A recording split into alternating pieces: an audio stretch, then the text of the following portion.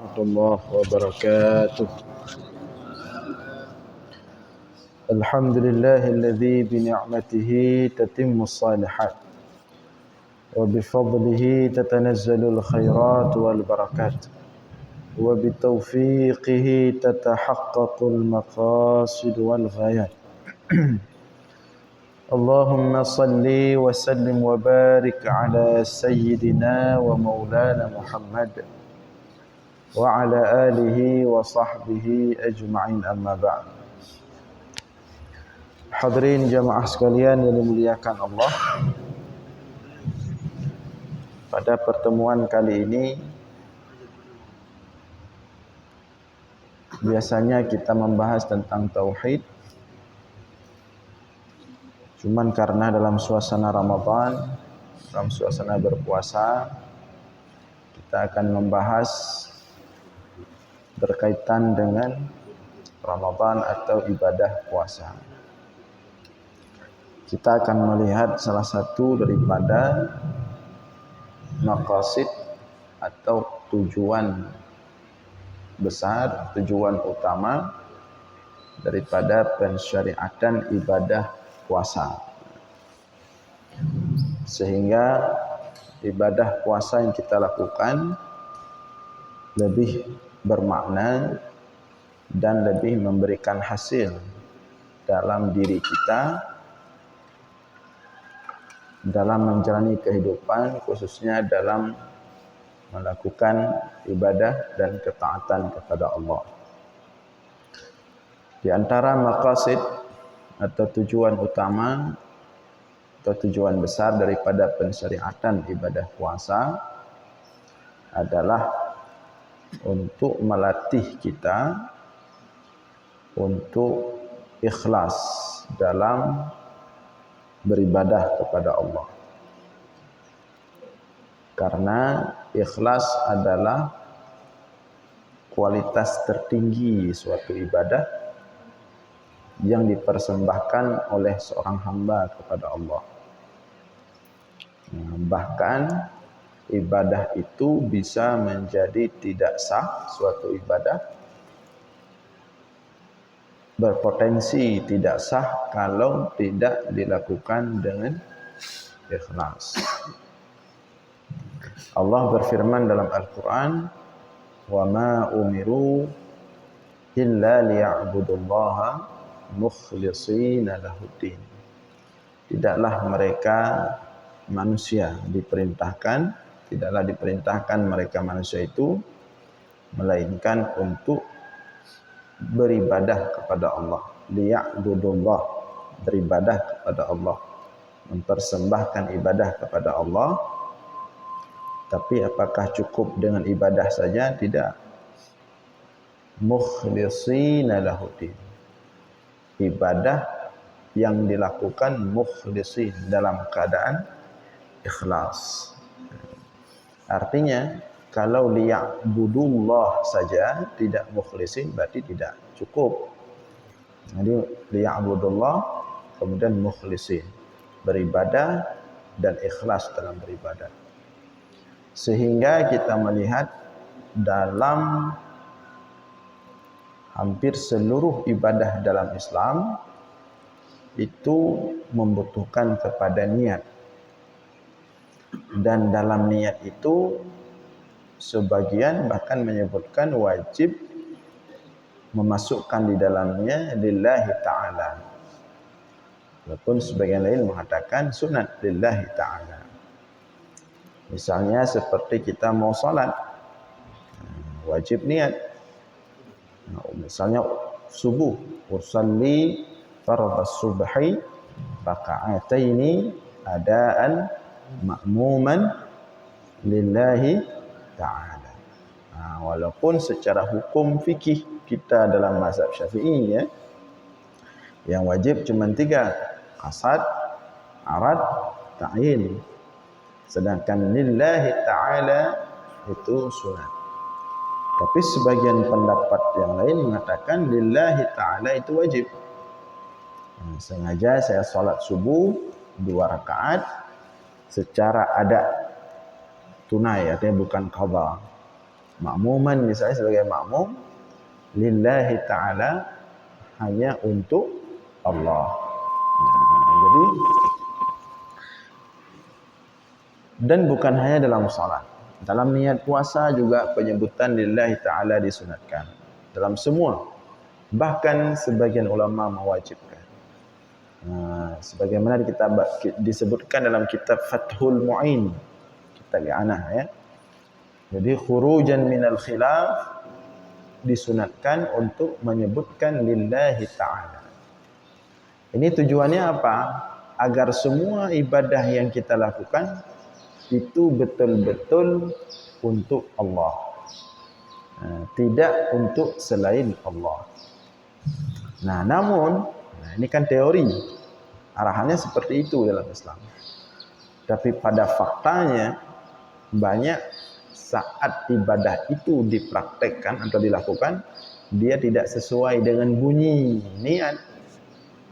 Niatnya lillahi ta'ala, tetapi pada prakteknya kakon lillahi ta'ala, untuk dilihat oleh manusia, untuk dikatakan baik oleh manusia, untuk dikatakan soleh oleh manusia, untuk mendapatkan perhatian khusus, untuk mendapatkan pandangan baik, untuk kahana lillahi ta'ala. Sebagaimana misalnya disunatkan ketika kita mau salat, kita mulai dengan iftitah, doa iftitah. Bunyi, di antara bunyi doa iftitah, inna salati wa nusuki wa mahyaya wa mamati lillahi rabbil alamin.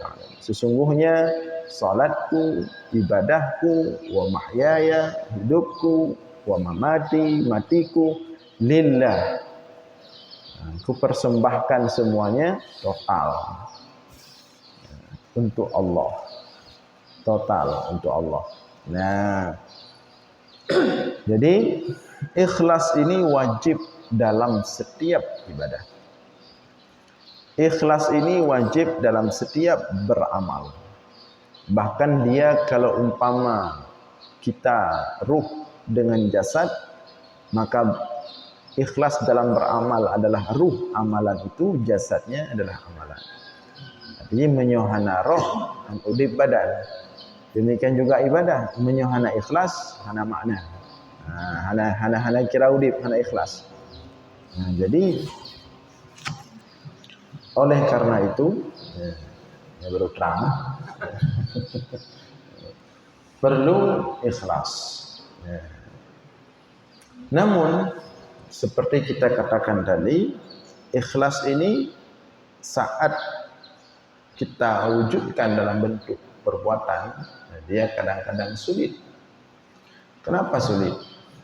Karena ada satu sifat dalam diri kita, manusia. Kita punya sifat suka menampakkan sesuatu. Kita suka menampakkan yang baik, menyembunyikan yang buruk. Kita punya sifat, manusia semua punya sifat itu. Yang God bedu, yang halagan besar. Ini sifat manusia. Dan ini sifat alamiah, mandun, tabi'in, ya.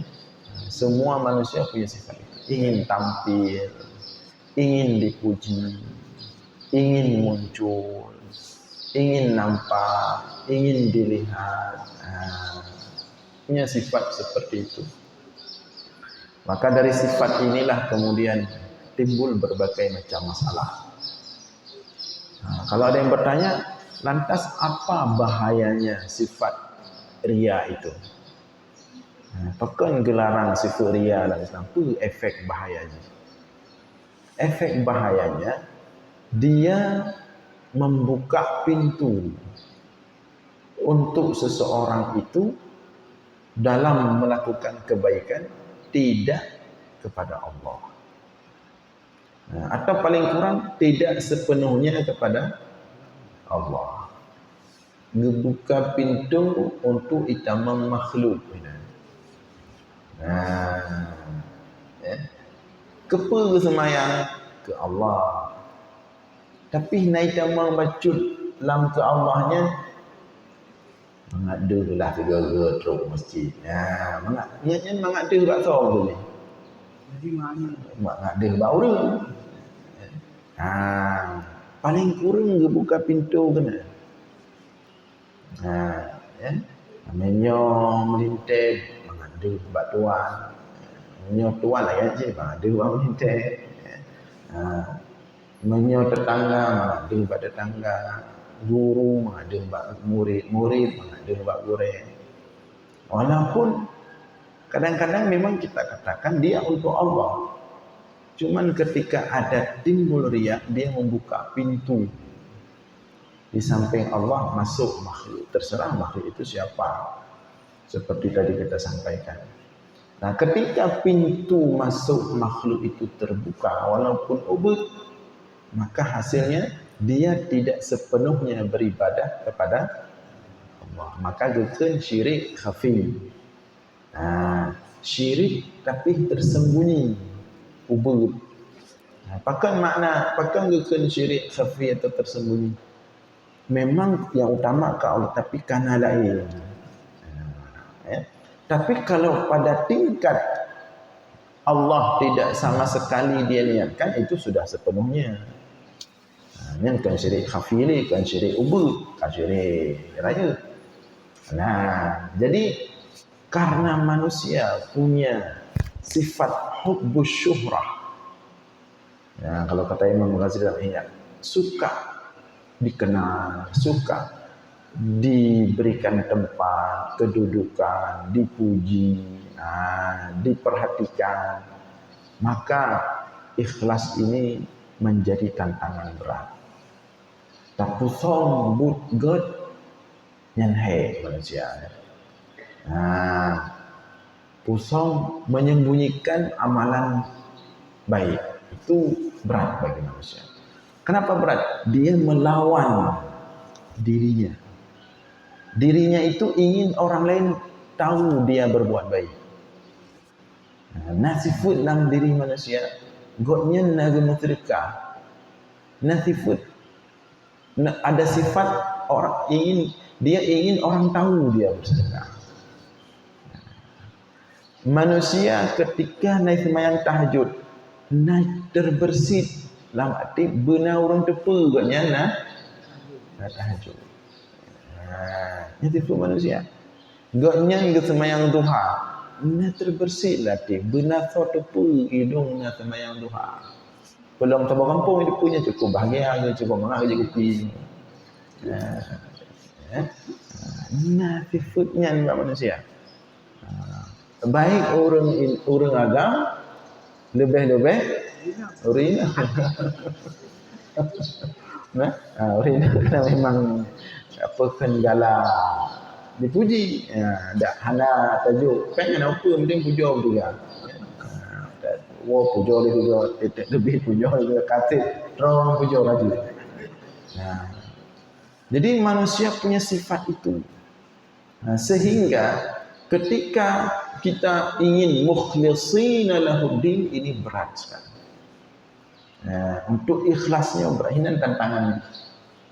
Ketika ada orang, saat ada orang yang dia mampu ikhlas, pada saat yang sama dirinya ingin orang lain tahu kebaikan-kebaikan dia, tapi dia tetap berusaha untuk ikhlas, dia melatih diri untuk ikhlas. Itulah hakikat tauhid. Karena puncak ketauhidan itu saat seorang hamba mengenal Allah, kemudian apapun yang dia lakukan dalam hidupnya dia persembahkan kepada Allah. Apapun yang terjadi dalam hidupnya dia serahkan kepada Allah. Yang puncak tauhid.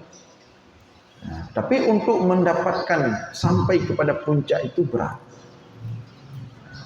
Orang kalau sudah betul-betul sampai pada keikhlasan yang sebenar-benar keikhlasan, sampai kepada puncak tauhid, yang berilai sesama manusia, syaitan sudah tidak berani dengan orang itu. Hajit robos syaitan, urung-urung yang katuk buat puncak ikhlas. Dia sudah sampai puncak tauhid dia. Syaitan mengatakan dalam, Allah sebutkan dalam Al-Quran ucapan syaitan itu, Rabbi bima aghwaytani la aghwiyannahum ajma'in. Tuhanku, karena engkau sudah mengutukku, maka aku bersumpah akan membuat semua manusia terkutuk sepertiku. Dikendek iblis. Tapi dikecualikan lagi. Illa ibadaka minhumul mukhlasin. Kecuali yang tidak mampu aku sentuh, kata iblis. Nah, ibu bocor rahasia dia ini. Yang tidak mampu aku terobos, aku sentuh, aku ganggu, kata iblis. Ibadaka, sebagian hambamu, minhumul mukhlasin, yang mereka itu orang-orang yang telah sampai pada mukhlasin. Kan mukhlisin masih berusaha ikhlas. Tapi nyok kamu ikhlasin, katru. Beda mantang berusaha dengan katru. Menyo mantang berusaha, nyen mantang nak ingin. Mantang nak ingin dia sembahyang subuh, dia meratib, dia jabut, nak terbersih bacu. Benar satu yang faham benar subuh Nabi. Tapi hana usaha untuk itu cuman nak baca itu cuman getun bet hana pu hana payah satu nyonai tayang le urang baca tene won tu paneo hana wo inang ya padahal hati kena pegah dari masjid pun tapi hana pegah untuk jaga keikhlasan nyen proses mantang berusaha untuk ikhlas tapi yang kaget tapi kalau mukhlasin tidak ada lagi ingin diketahui orang dia beramal. Bahkan kalau bisa yang orang tahu tentang dirinya sebaliknya. Nah, seperti ulama salafus saleh. Orangnya menurut tip Senin Kamis, setiap Senin Kamis kalau mereka keluar rumah sengaja memang. Ulama-ulama rakyatnya salafus saleh kan puasa Senin Kamis. Tapi ketika mereka mau keluar rumah, mau ke pasar, sengaja tip kalau Senin Kamis segala ngutubik gecoki gepli mbak bibi. Supaya orang menganggap beliau itu tidak puasa Senin Kamis. Yang kamuflasinya. Nah, yang kamuflasi. Kan timbul untuk diketahui, justru timbul hati bebek nazarul. Kapusom-pusom amai, yang kamuflasi katru. Nah, yang kamuflasinya yang cahana dihli makhluk. Nah, jadi dalam tindak tanduknya biasa saja. Mereka jadi wali Allah, tapi menyongan urung otak kanan biasa mana memang hanya untuk kudu nyau kan bana 3 minggu saja kataat baca kan kaplemik-plemik tu hadis taatnya aja ya misalnya ya tapi kalau mukhlasin dia sudah tidak ada lagi dengan urusan dengan makhluk memang dia sudah sepenuhnya dengan Allah. Nah oleh iblis tadi iblis mengatakan aku bersumpah kepadamu wahai Allah akan kubuat semua manusia ini terkutuk sepertiku kecuali hamba-hambamu mukhlasin yang dalam beramal, dalam beribadah, dalam berbuat baik tidak ada lagi makhluk total untuk Allah. Dan urangnya hana mudah tak goyang. Dunia hana harapkan dia beramal tidak mengharapkan dunia hana mengharapkan makhluk hana mengharapkan pemasukan ikhlas nyo ngajar na gaji hana gaji tetap totalitas hana bantelak bacut ka beda semangat hana tetap kanya alhamdulillah hana apa kanya kita dipuji tidak dipuji tidak ada urusan diapresiasi tidak diapresiasi hanya urusan. Mereka nyobenya banyak kan beda. Kahit takubut hana so ya ucapkan terima kasih lah. Yang pikiran dia. Sipanya kahit tak kerjaan atau apresiasi bacu dia kai pegah bacu terima kasih godron hayron ya. Tapi mereka tidak ada seperti itu. Nah, itu mukhlasin. Allah mengharapkan kita semua sampai ke titik itu. Nah, cuman bagaimana cara sampai ke titik itu? Salah satunya melalui ibadah puasa. Tidak ikhlas seseorang, ini keterkaitannya. Tidak ikhlas seseorang itu dua faktornya. Pertama ria, kedua sum'ah. Menyoria pedih perbuatan. Nah, pedih. Nah, tamu sedekah, nauri samping tamu sedekah, pedih bauri samping. Misalnya contoh, ria. Atau tengah semayang, naurun kalian tak pelagak-lagak tak petip-trip semayang, buat pulang naurun kalian. Nah, padahal biasa remah berubah kali. Ria pedih. Dan penyakit anti ikhlas paling ria, pedih. Setelah ria ada namanya sum'ah. Sum'ahnya memperdengarkan, pegah-pegah. Kita yang lewat untuk puasa Senin Kamis. Oh ni ja, kalau nak cahana minta ya nanti. Gak kalau mantang, hai tiba apa? Nama cuma sapa dan kata pegah kero tu. Siapa tu jangan ya beliau kuih puasa orang ni orang Senin namanya. Nyanakan sum'ah, pegah-pegah. Sum'ah kan pedih, pegah-pegah. Sum'ah pegah-pegah burgot. Nah, dalam ibadah puasa, bunyi yang tinggi yang pun ria, yuknya sum'ah, pun ria. Puasa mungkin tidak timbul ria puasa. Puasa. Mungkin timbul ria?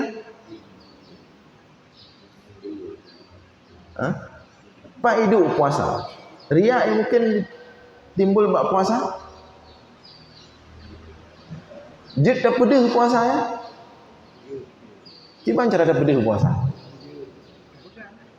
Kan ria berarti sum'ah.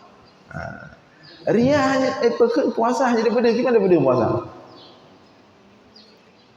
Beda dengan semayang jadi pedih. Tak takbir, tak rukuk, tak iktidal, tak sujud, jadi pedih.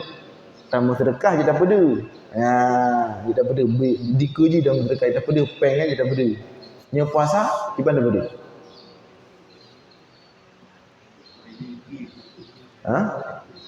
Itu nya terbit dari rumahnya kena pedih dalam puasa. Gimana cara pedih? Turun kerja, film mah. Jadi puasa jadi pedih. Puasa yang mungkin sum'ah tak pegah-pegah dong puasa orangnya. Baru itu orang yang puasa. Tapi menyohan ada pegah itu pun hantar yang puasa. Hanya ada pegah hari itu. Hanya itu. Maka puasa adalah di antara ibadah besar yang potensi tidak ikhlasnya itu ubudah. Susah ria, cahanan je ria dalam puasa. Jadi hanjit tak wujudkan ria. Nya sum'ah je pegah-pegah. Tapi menyepedih hanjit puasanya. Ada pedih sampai je kan ibadah, kan puasanya kan ibadah gerak fisik. Kan gerak fisik. Dan puasa pun jut mantang getanya. Tanpa ikalan li manusia, dapat jobu, dah JP. Tapi pada faktanya getanya hana pula lagi. Beda dengan semayang. Semayang menyai menasah cukup trip tak semayang. Menyai menasah. Menasah lengkap boleh. Doa iftitah, pelan-pelan Fatihah, leh Fatihah baca ayat. Cukup lengkap. Jika di rumah semayang rebuk. Berarti yang tak semayang di menasah nari ria. Menyuruh puasa akibat. Pujit tak beda puasa di luar rumah dengan puasa dalam rumah. Itu sama mana?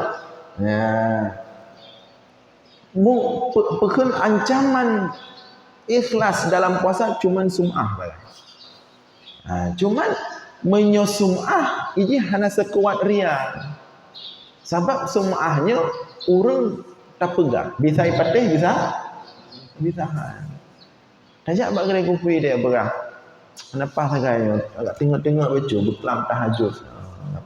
Dalam parakaan. Ikan dah lewat bak wajah dia. Kalau di wajah kan wajah tahajud. Jadi menyusum'ahnya nah kemungkinan ipatih kemungkinan tapi menyoriak cik tak peduh ikut je. Nah, riya ini ancaman terbesar ikhlas dan itu tidak ada dalam ibadah puasa. Maka inilah alasan kenapa Allah mengatakan dalam hadis qudsi, kullu amali bani adam lahu illa shaum fa innahu li wa ana ajzi bih. Setiap amalan Bani Adam manusia itu adalah lahu bagi manusia itu kecuali puasa. Ya. Puasa itu khusus bagiku wa ana ajzi bih, aku yang akan membalas secara khusus puasa itu. Apa maksud Allah kecuali puasa itu bagiku? Artinya ibadah yang betul-betul karena Allah menyebut adalah puasa. Mai ibadah lain kiban ibadah lain ge periksa ile, ge proses ile, ge hisab ile. Pada persen karena Allah, pada persen karena untuk pedih makhluk. Tapi menyu puasa langsung Allah ge balas puasa. Langsung penanganan khusus puasanya. Demikian juga amalan-amalan yang memang seperti niat, seperti kondisi puasa. Apa makna seperti kondisi puasa? Amalan-amalan yang memang sudah total niatnya karena Allah. Makanya bahkan wali-wali Allahnya doa bunyan makbul. Ho-ho yang gejak, benar berkat, tip-tip amai gepubut walaupun bacut. Langsung hasil ji. Bahkan karena mereka melakukan itu total ikhlas karena Allah. Karena ibadah yang betul-betul totalitas ikhlas karena Allah, yang langsung Allah yang tangani. Tambah karena kedero ke Allah langsung tangani kedero. Tapi punya ibadah setinggal. Ya.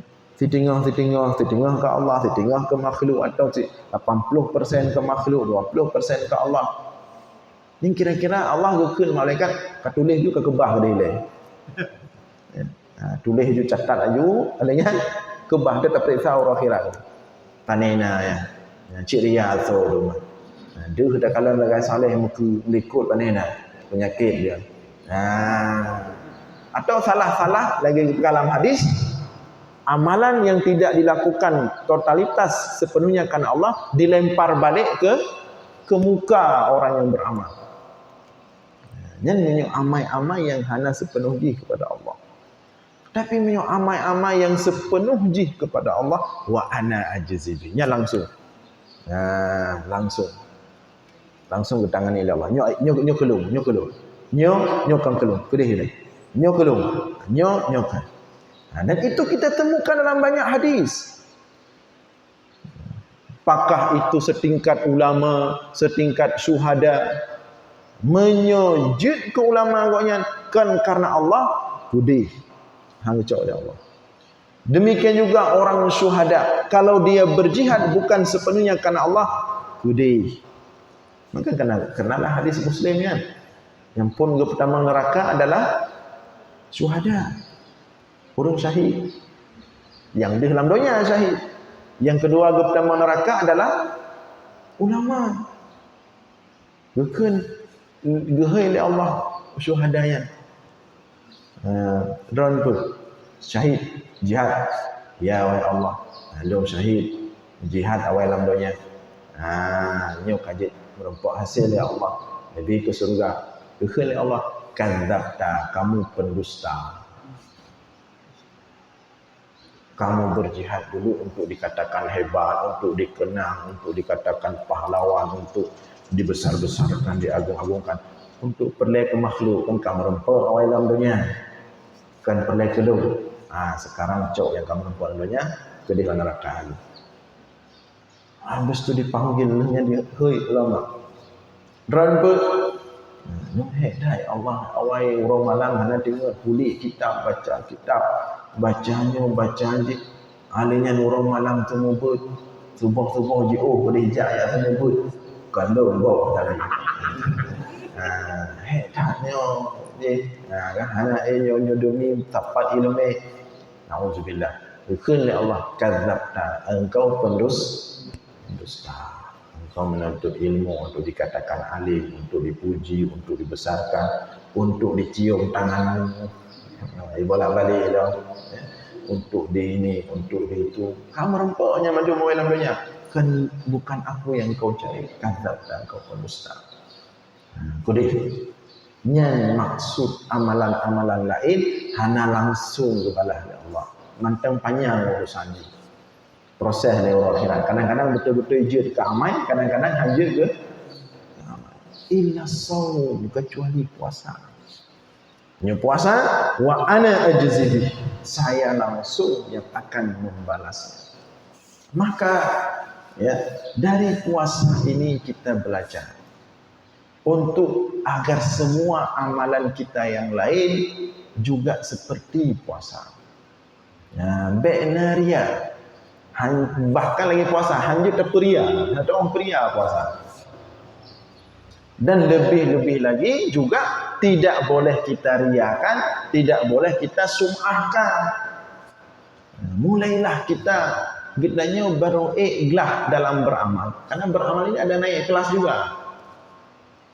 Lagi tanya masa ubud jamu gekele urang cik tu nyo menyurajin kamerno God merempak nilai kujuk hadiah nyo. Nya jamu SD SMP nyo merempak ranking sa ayah blo tangin. Nyo merempak ranking sa ayah blo keunian HP raya iPad. Ya. Jamu. Tapi ketika kita nyo kata kuliah kadu hakikat ilmu. Ya. Kata buka cakrawala, luasnya ilmu. Kan dia untuk merempak hadiah, kailah ke tubuh galak ke ilmu. Ya, itu tingkatan pendidikan. Demikian juga dalam beramal. Menjoj jamun tak beramalnya, kita sembahyang na 3 minggu. Kan ada hasil kalau kata 3 minggu dah sembahyang. Yang jamun kita mendoa, kasih belum kita mendoa. Pikiran ada hasil dalam doa. Atau lagi tak tes tahajud. Gepegah tahajud, menyertai tahajud kan mencahaya wajah. Kasih bulan Ramadan tak tahajud. Ditandung pak kaca hati kau Idul Fitri. Dia nak mencahaya kono. Pada tarawih ada meninggal. Ya. Nah, yang jamannya anak ikhlas kalau dalam beramalnya. Anak ikhlas lah. Mantang lagi yang bunuh tanya hotel ubut tu. Nyo karangking sa kamu rempok tepuh. Anak beloi tangan lo. Cik pegah janji awai beloi tangan. Jadi kena tingkat kelas dalam beramal. Bagaimana cara naik kelas dalam beramal? Mulailah beramal karena Allah. Yang kagubi kalibeh kalau mampu tak syukuri, maka beramallah dalam bentuk mensyukuri nikmat Allah. Akan mengharap la ili yang kana haid tak syukuri. Kepa semayang. Ya, terima kasih kepada Allah cukup dia wujud nikmat. Ya, yang kaid tingkat 2. Tapi kalau tingkat habis ya, kamu lagi tingkat. Kepa yang sedekah yang kejujuk oleh Allah cukup dia yang sedekah bacuk tegai. Juk sedekah dia. Nah, kepa ni pebut ugat ke urang. Allah ge pebut ugat gelung dari lahir sampai orangnya. Kiban cara long balah but ugat Allah gelung bacut long pebut ugat ke orang lain. Nah, mulai beramal sebagai bukan mengharap balasan tapi mensyukuri apa yang sudah diberikan. Yang kaya ikhlas. Tapi yang kalau habis zina. Nah, tapi sebenarnya kaya ikhlas. Mulai beramal karena mensyukuri. Jadi hanya mengharap pujian le. Nah, hana le mengharap oh maka God tak puput hana sah puja hana le. Justru berbuat itu sebagai bentuk wujud syukur kepada Allah. Nyan kai ikhlas. Ikhlas berikut ji beramal tidak ada apa-apa lagi. Kosong. Total karena Allah. Total karena Allah. Karena Dia adalah Tuhan. Karena Dia adalah pencipta. Kita adalah budak. Kita adalah ciptaan. Hukum budak ikut kepada tuannya. Hu yang geyu sikap siap laksanakan. Nyan totalitas dalam beramal. Nyan mai ijazah kalau mengaji ya. Ijazah dia mati. Betul-betul bertanya ka mangkana akhiru kalamihi la ilaha illallah mukhlisan. Kalau kita kumpulkan hadis mangkana akhiru kalamihi la ilaha illallah, nyan hana putuhina. Walaupun orang sering disebut mangkana akhiru kalamihi la ilaha illallah dakhalal jannah. Barang siapa yang akhir ucapannya la ilaha illallah, dia masuk surga. Kalau kita kumpulkan, kita istiqra hadis itu ada banyak. Di antara beberapa hadis ada penambahan kalimat man kana akhiru kalamihi la ilaha illallah mukhlisan. Barang siapa yang akhir ucapannya la ilaha illallah dalam keadaan mukhlisan, baru dakhalal jannah. Makna hadisnya, barang siapa hamba yang mengakhiri hidupnya benar-benar totalitas tiada Tuhan selain Allah. Artinya semua dirinya, amalannya, hidupnya, matinya total dia persembahkan kepada Allah. Seperti itu dia mengakhiri hidupnya, baru dakhalal jannah. Makanya tidak semua orang ketika mati itu dapat mengucapkan la ilaha illallah. Walaupun dalam dunia cukup 3 gemeratif la ilaha illallah. Kenapa?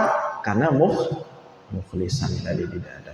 Hadirin sekalian yang dimuliakan oleh Allah, maka mudah-mudahan ya ibadah Ramadan ini, ibadah puasa ini dapat melatih kita untuk terus meningkatkan keikhlasan kepada Allah dalam beramal, dalam apapun yang kita lakukan, sehingga benar-benarlah seperti kita baca dalam setiap doa iftitah, inna salati wa nusuki wa mahyaya wa mamati lillahi rabbil alamin. Semuanya kita persembahkan kepada Allah. Mudah-mudahan ada manfaat. Aqulu qawli hadza wa astaghfirullah li wa lakum. Wassalamu alaikum warahmatullahi wabarakatuh.